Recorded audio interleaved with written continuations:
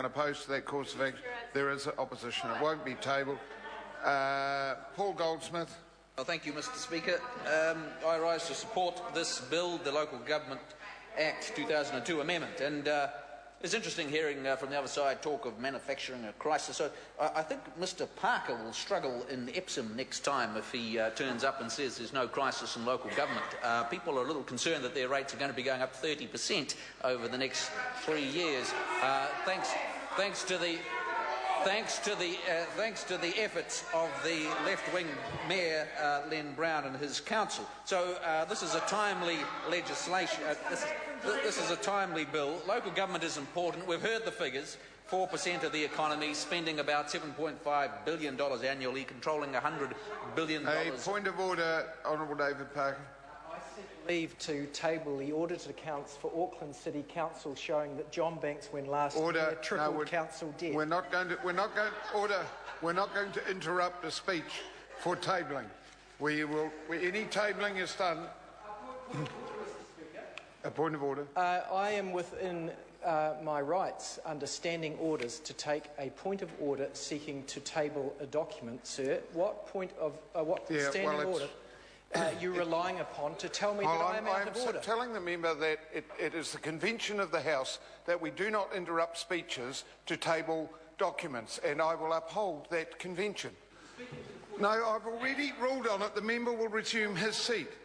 Is this a separate point of order? Mr. Speaker, I am very rare in my intervention in the course of a speech to table a document, but I do have the ability to do it under standing orders, and I do not abuse that privilege, and I'm within the standing orders to do it.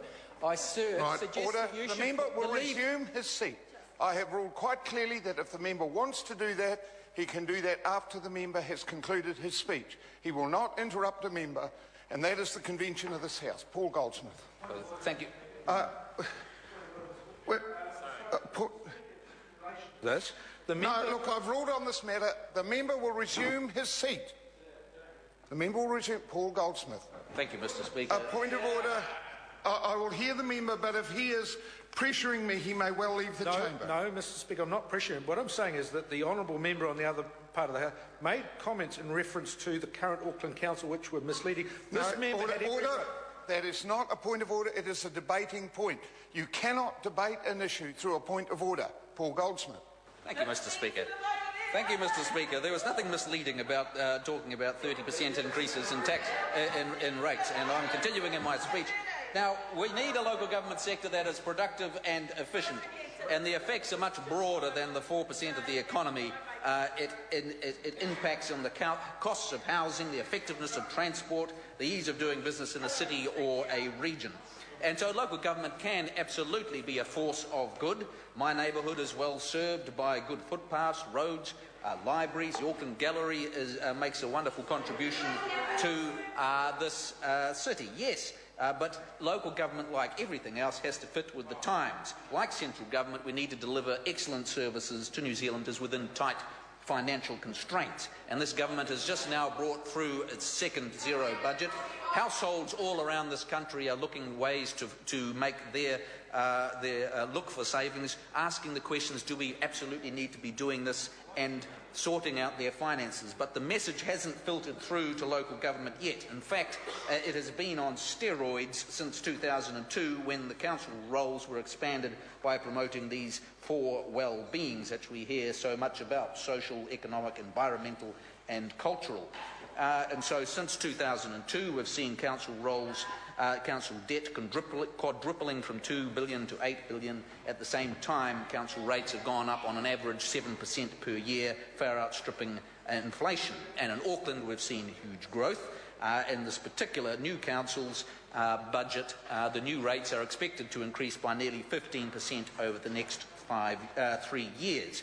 And I mean, if ever the members of the House wanted a case in point on this, when this arrived, I thought it was a fancy art book from Germany, but indeed it turned out to be the Auckland Plan, a wonderful, very expensive-looking document. And then when you look through at what this council is going to be doing, this comprehensive plan, look at at some of the sorts of things they're going to be doing. We're going to be ensuring that by 2017 all preschool children receive all well checks, including a B4 school check, and are up to date with childhood immunisation. That's crucial for local government.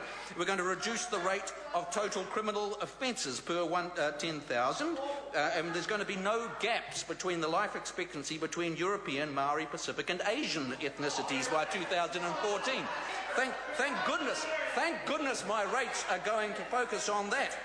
Then if we look over here to strategic direction number 11, we're going to reduce the proportion of people living in households requiring at least one extra bedroom from 15.7% in 2006 to 10% by 2020. Well, that's a marvellous piece of work from the Council.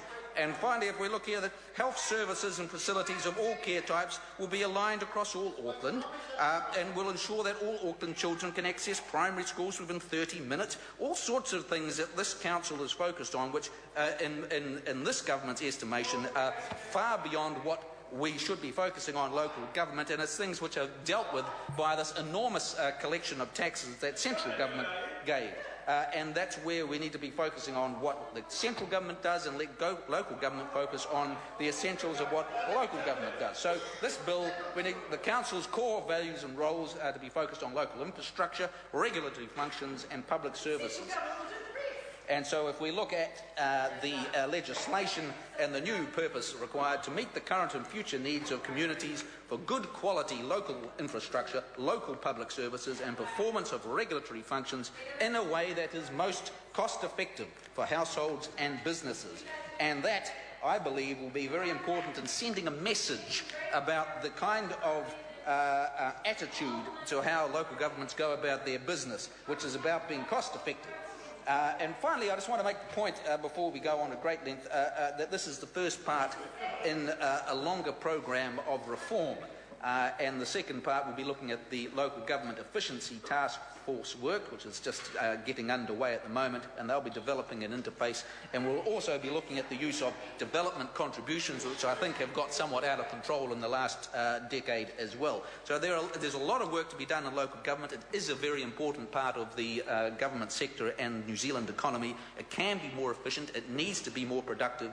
And I think this is evidence of how the sector has lost its way a little bit in my perception, and this bill will go some way into rectifying it and to getting into a more streamlined sector of the economy. And I support this bill. Thank you. Mr Speaker, I seek leave to table audited accounts for Auckland City for the 3 years to 2010, during which period Auckland Council debt tripled under the governance of Mayor. Leave it sought to table those documents. Is there anyone opposed to that course of action?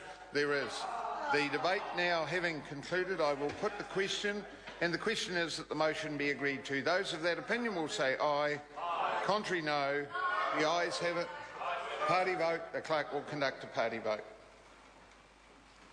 New Zealand National. 59 votes in favour. New Zealand Labour. 34 votes opposed. Green Party. 14 votes opposed. New Zealand First. 8 votes opposed. Maori Party. 2 votes opposed. Mana. 1 vote opposed. ACT New Zealand. 1 in favour. United Future. 1 in favour. Any other votes?